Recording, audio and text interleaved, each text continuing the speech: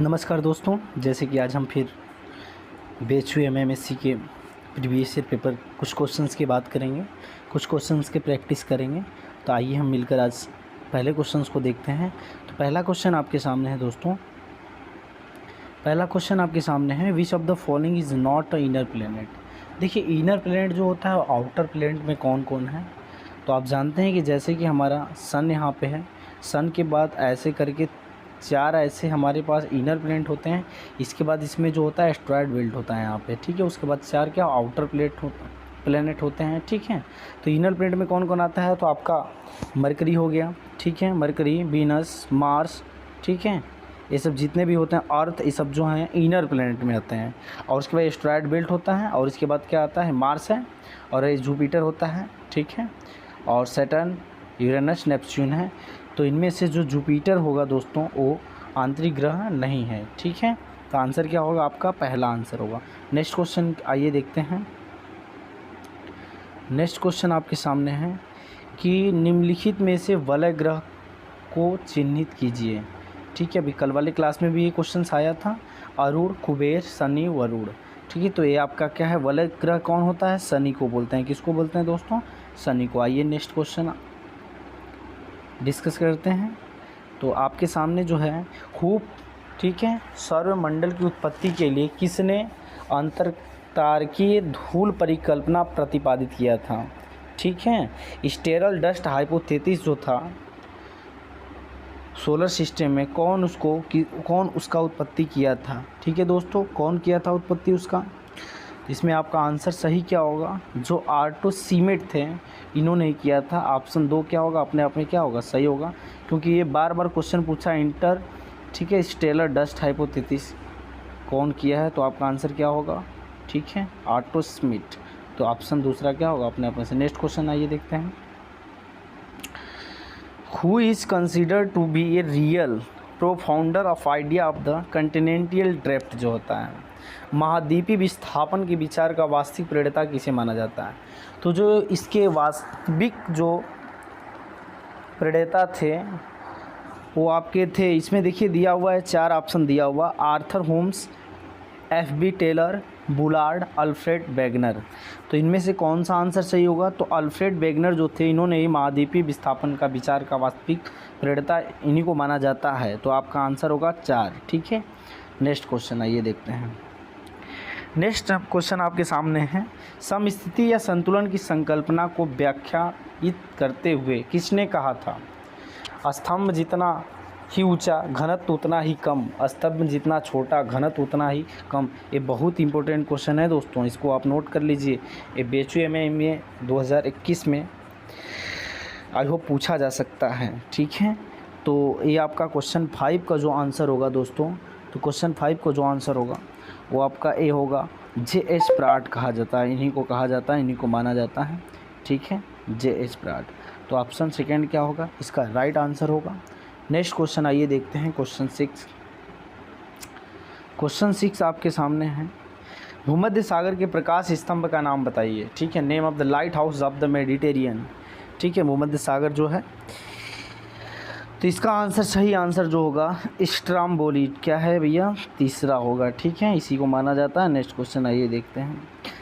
26 जनवरी 2001 को भारी भूकंप कहाँ आया था, ये क्वेश्चन है, पूछा हुआ क्वेश्चन है 2015 में। 2001 में कहाँ आया था, तो क्वेश्चन नंबर 7 का जो आंसर होगा दोस्तों, तो सब जो आया था वो भूज में आया था। कहाँ आया था, भूज में, ठीक है। ऑप्शन सेकेंड क्या होगा, सही आंसर होगा। नेक्स्ट आइए क्वेश्चन नंबर 8। क्वेश्चन नंबर 8 आपके सामने है, ब्लैक फॉरेस्ट पर्वतों को किस वर्ग से संबंधित है, ठीक है। Black forest belong to the group of mountains, किस ग्रुप में बिलोंग्स करता है, folded mountain, mountains of the accumulation, ठीक है। तो ये आपका सही आंसर जो होगा अवरोधी या रसोद पर्वत होता है, ब्लॉक माउंटेन इसको बोलते हैं, ठीक है। तो ऑप्शन 3 क्या होगा, राइट आंसर होगा। नेक्स्ट क्वेश्चन, भू अभिनतिक पर्वत निर्माणकारी संकल्पना के प्रतिपादक का नाम बताइए। तो ये क्वेश्चन बार बार पूछा हुआ है दोस्तों, तो इसका सही होगा कोबर, ठीक है। पिछले वाले क्लास में भी हम लोगों ने इसका डिस्कस किया था, कोबर के बारे में पढ़ा था। नेक्स्ट क्वेश्चन आइए देखते हैं। निम्नलिखित में से कौन सबसे ऊंचा पठार है? देखिए सबसे ऊंचा जो पठार है वो तिब्बत का पठार है। कहाँ का है? तिब्बत का पठार है, ठीक है, तिब्बत का पठार, ठीक है। नेक्स्ट क्वेश्चन देखिए, तीस्ता बाढ़ मैदान किसका भाग या किसका हिस्सा है? ठीक है, तीस्ता फ्लड प्लान जो है, तीस्ता नदी भी है, ठीक है, किसका है? तो दोस्तों ये है आपका निचले गंगा मैदान का, तो लोअर गंगा प्लेन्स का है तीस्ता। नेक्स्ट क्वेश्चन आइए देखते हैं, टिटिकाका झील की अवस्थिति चिन्हित कीजिए। ठीक है, तो दक्षिण अमेरिका होगा। क्या होगा दोस्तों? पहला आंसर सही होगा। नेक्स्ट, कौन सबसे गहरी झील है? तो सबसे गहरी कौन सी झील है दोस्तों? तो सबसे गहरी बेकाल झील क्या है? सबसे गहरी झील है। नेक्स्ट, निम्न नदियों में से कौन दरार घाटी से होकर बहती है? मतलब कि रिफ्ट वैली से होकर बहती है। तो रिफ्ट वैली से कौन सी बहती है दोस्तों? तो आपकी राइन जो है रिफ्ट वैली से होकर बहती है। आइए नेक्स्ट क्वेश्चन, निम्नलिखित में से कौन रासायनिक अपक्षय का कारक है? रासायनिक अपक्षय का कारक जो है दोस्तों वो आपका क्या है? ऑक्सीजन। नेक्स्ट, ब्रह्मपुत्र नदी प्रवाह तंत्र का एक अच्छा उदाहरण है। किसका अच्छा उदाहरण है दोस्तों? तो ये आपका है पूर्ववर्ती का। किसका है? पूर्ववर्ती का, ठीक है। नेक्स्ट क्वेश्चन, ग्रैंड कैनियन एक अपदार्तनात्मक स्थलाकृति है। किसका? तो आपका सही आंसर होगा दोस्तों आपका नदी द्वारा निर्मित। नेक्स्ट क्वेश्चन देखिए, नील नदी का डेल्टा एक विशिष्ट उदाहरण है। तो चापाकार डेल्टा का है, ठीक है दोस्तों। नेक्स्ट, पेनेप्लेनेशन समतलन की संकल्पना को किसने आगे बढ़ाया था? तो इसको आगे बढ़ाने वाले व्यक्ति थे C.H. क्रीकमे थे, जो ऑप्शन 3 होगा ये आपका सही आंसर होगा, ठीक है दोस्तों। नेक्स्ट क्वेश्चन देखिए, क्वेश्चन नंबर 20 की यदि बात करते हैं, तो निम्नलिखित में से कौन पवन द्वारा निर्मित अपरदनात्मक स्थलाकृति है? तो यारडंग है। पहला ऑप्शन क्या होगा? अपने आप में सही होगा। नेक्स्ट क्वेश्चन 21 देखिए, land form of the arid fluvial erosion are. ठीक है, शुष्क नदायन अपर्दन की भू आकृति। तो आपका ऑप्शन कौन सा सही होगा दोस्तों? तो मेसा या बूटी जो है आपका कुछ ऑप्शन 4 क्या होगा? राइट आंसर होगा। नेक्स्ट क्वेश्चन आइए देखते हैं,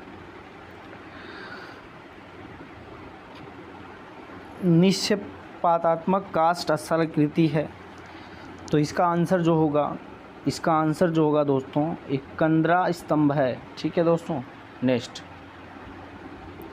नू नाटक देखिए, अभी पिछले वालों में हम लोग देखा तो नू नाटक एक द्वारा निर्मित भू आकृति है। तो नू नाटक जो है आपका हिमानी है, ठीक है, ग्लेशियर है, ठीक है। इस एक क्वेश्चन पूछा हुआ था, एक बार पुनः क्वेश्चन को इन्होंने रिपीट किया। नेक्स्ट क्वेश्चन देखिए, mark out of the location of the Marina beach. ठीक है, मेरीना पुलिन की अवस्थिति चिन्हित कीजिए। तो दोस्तों क्या होगा आंसर? चेन्नई के तट को बोलते हैं। नेक्स्ट, उच्चतामितीय वक्र दर्शाता है, हाइपोसोमेट्रिक कर्व डेमोस्ट्रेटेड। तो आपका आंसर क्या होगा दोस्तों? तो ऑप्शन 3 स्थल की ऊंचाई और महासागरों की गहराई, जो तीसरा आंसर क्या होगा? अपने आप में सही होगा। नेक्स्ट क्वेश्चन देखिए, सबसे गहरा महासागरीय गर्त क्या है? तो सबसे गहरा महासागरीय गर्त जो है मेरियाना गर्त है। कौन है? मेरियाना गर्त, जो प्रशांत महासागर का है। नेक्स्ट, चैलेंजर अभियान की समयावधि थी कितनी थी दोस्तों? तो आपकी थी 1872 से 1876। Next, the highest amount of the salinity in found. ठीक है, तो सबसे जो सर्वाधिक लवणता पाई जाती है कहाँ पाई जाती है? सबसे अधिक तो आपका है लाल सागर में सबसे अधिक पाई जाती है, ठीक है, रेड सी में। नेक्स्ट, निम्न में से कौन गहरे समुद्री जमाव हैं? तो सबसे गहरी समुद्री जमाव जो है आपका आंसर होगा सही, जो होगा डायटस उस जो है, ठीक है। नेक्स्ट, तीसरा, ज्वार भाटा उत्पत्ति का स्थैतिक तरंग सिद्धांत किसने प्रतिपादित किया? तो किसने प्रतिपादित किया था दोस्तों? तो इसे प्रतिपादित करने वाला व्यक्ति थे R.A. हैरिस थे। इसे याद कर लीजिए आप, ठीक है। ज्वार भाटा उत्पत्ति का जो अस्वीकृति सिद्धांत दिए थे इन्होंने। नेक्स्ट, हम्बोल्ट ठंडी सागरी धारा तट के सहारे बहती है। किस तट के सहारे बहती है दोस्तों? तो इसका सही आंसर जो होगा 31 का पेरू होगा। कौन होगा दोस्तों? पेरू पहला, ठीक है। नेक्स्ट क्वेश्चन आइए देखते हैं, 32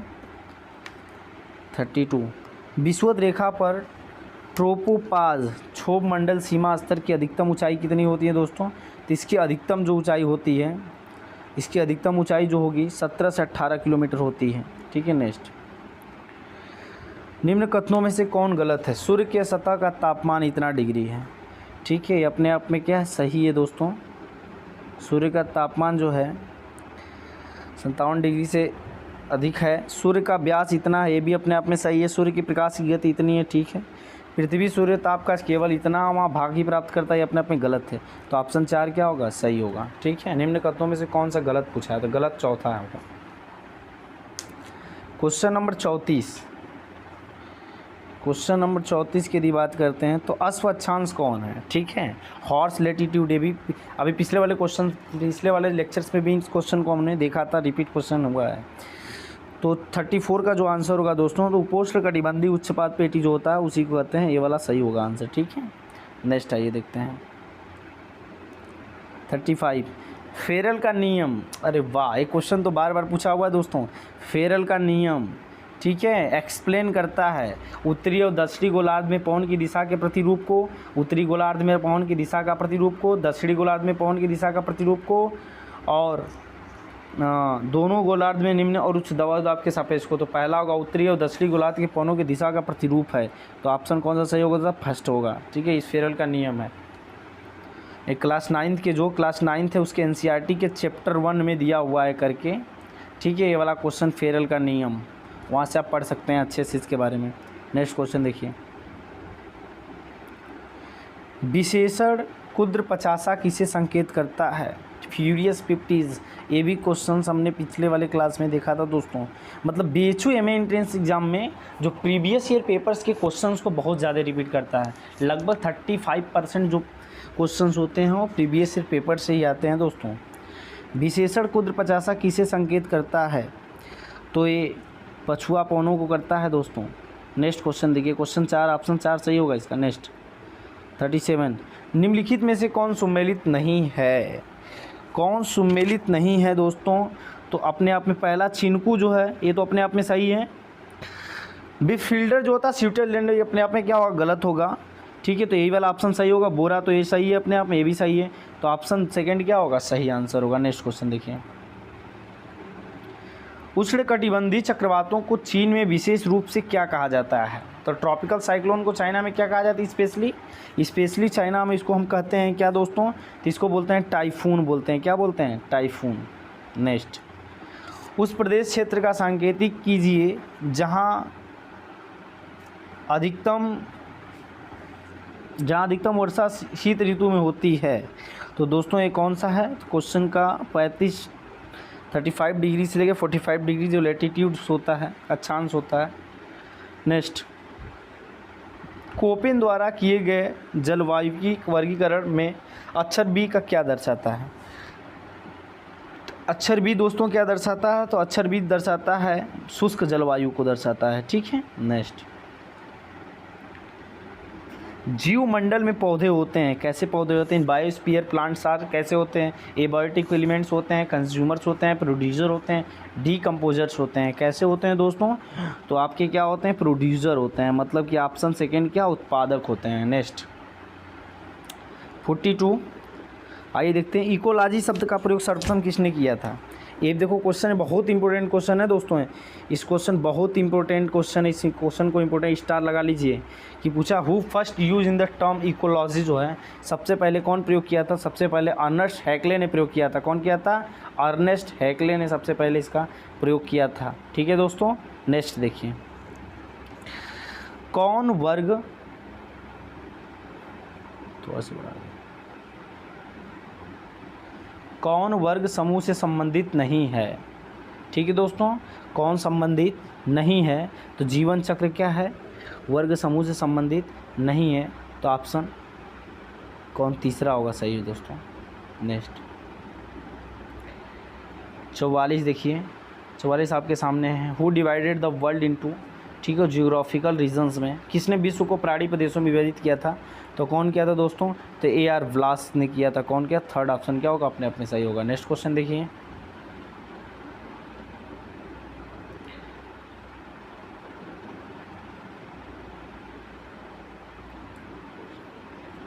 वन्य जीव जाति एक संसाधन है।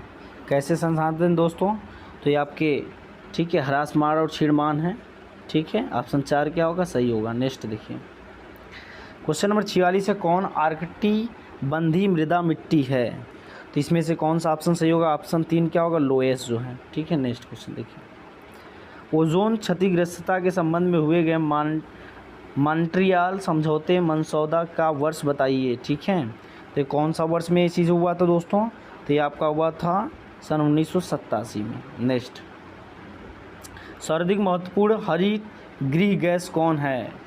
हरित green house gas, the most important जो ग्रीन हाउस गैस जो है वो कौन इनमें से है दोस्तों? तो आपका कार्बन डाइऑक्साइड है। कौन है? कार्बन डाइऑक्साइड है, CO2 है। ठीक, तो ऑप्शन क्या होगा? सेकेंड सही होगा आंसर। नेक्स्ट 49 जो दिया हो दोस्तों, मानव भूगोल की विषय वस्तु को किसने 3 मुख्य एवं 6 भागों में बांटा? तो कौन बांटा था दोस्तों? तो आपका ब्रून्स जो थे। कौन थे? ब्रून्स। ऑप्शन 3 क्या होगा? राइट आंसर होगा दोस्तों। संभववाद का प्रणेता कौन है? तो ये क्वेश्चन बहुत बार पूछा हुआ है, इंपॉर्टेंट क्वेश्चन है दोस्तों। इस क्वेश्चन को आप इंपॉर्टेंट लगा लीजिए, क्वेश्चन इंपॉर्टेंट है और इसका आंसर जो होगा दोस्तों ब्लास। कौन है? ब्लास। ठीक है दोस्तों, ऐसे ही हम अगले सीरीज़ में 15 क्वेश्चंस फिर लेके आएंगे। तो मेरे चैनल से जुड़े रहने के लिए अभी तक आपने मेरे चैनल को सब्सक्राइब नहीं किया तो सब्सक्राइब करें और बेल आइकन प्रेस करना ना भूलें। धन्यवाद।